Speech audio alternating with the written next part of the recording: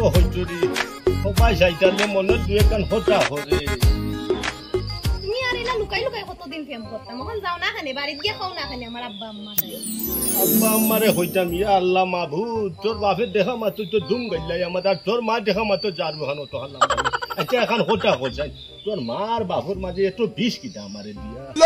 আর তো আর বাটপারি মাত মাতো যে সারা গাঁয়ে জানোই তোমার খাইছিল কিটা আর তারা সালাম করবো আল্লাহ মাবুদ যার লাগে আমি হরি চুরি হেও আমারে হইসুর ইয়া আল্লাহ বাটপারি সাতপারি হইয়া সামনে দিয়ে আমরা চলতাম হইব না কিছু জোগাড় করতে না নিবি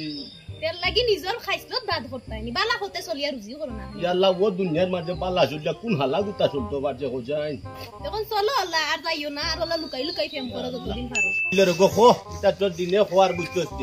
তুইও বুঝছিস তোর মা বাবার লাগান তুই হয়ে গেছিস এই একটা কথা হইছাই তোর শরীরের মাঝে খালি সোয়াবিনের গন্ধ নো নো নো নো সোয়াবিনের গন্ধ আমি ফেরাসুর তেল মাখিয়ে আইলাম ওখানে সোয়াবিন এ কিটা কইবে না আমার সর্দি হয়ে গেল রে যে বেটা তেলের গন্ধ সুন্দর করে শুনতে পারে না বেটার লগে আবার ফেম করদাম আমি ইয়া আল্লাহ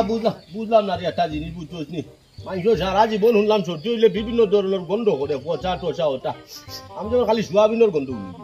তুমি আর কতটা শুনবাই তোমার লগে আসলে আমার ওইতো না সকলের আগে তুমি তোমার পথ ধরো আমি আমার পথ ধরো ইয়া আল্লাহ ইয়া কিটা করবে 3.5 সপ্তাহ ফেম দায়িত্ব কিনি ওই একদিনে